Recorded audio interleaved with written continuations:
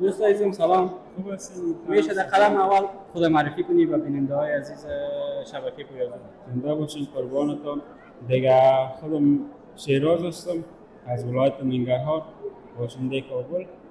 دیگه زنده باشین. خودتان خوب هستین؟ سلام. شیراز جان، از ولایت ننگرهار هستی، زندگی خود در کابل میکنی؟ بله، خودم پیدایشم در کابل شده. دیگه کلان همینجا خود کلان شده اینجا. ماشاءالله. امروز به نمایشگاه چهارمین دور نمایشگاه امام ابو حنیفه رحمت الله علیه آمده. چی چیزا را دیدی در این نمایشگاه؟ والا زیادتر چیزها را دیدیم. الحمدلله دیگه افغانستان هم رو به پیشرفت است. دیگه ما افتخار میکنیم زیادتر محصولات افغانی خود ما بوده، زیادتر از ایران بوده. دیگه ما افتخار میکنیم که افغانستان به صد سویه بسیار بالا رسید. کدام محصول زیاد توجه جلب کرد؟ حالا محصولات ها زیاد بوده دیگه. زیاد بوده دیگه. از کدام میگوییم؟ وقت به نمایشگاه آمدی و یک امکانات در کشور ما را دیدی، چی احساس کردی؟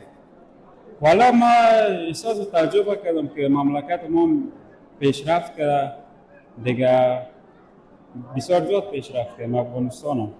دقیقاً که پیشرفت کردیم. این پشت سرت که هست غرفه پویازون است و 5G اینا در افغانستان لانچ شده. GPS های 5G را شرکت پویازون لانچ کرده. یعنی در کشورهای همسایه ما شاید کابل در زیاد کشورها نامده باشه، اما در افغانستان آمده. افغانستان واقعاً پیشرفت کرده زیاد. بالکل زیادتر پیشرفت کرده نسبت به سابق کرده. فعلا زیاد پیشرفت کرده. امی جمع جوش مردم دیدی درباره از این برام بگو. والا جمع جوش مردم که بسیار زیاد بوده، میربار بوده. دیگه از دیگه سال کرده که بسیار جای خوشی است بر ما که افغانستان ما شما پیشرفت کرده دیگه. تشکر بسیار ازت.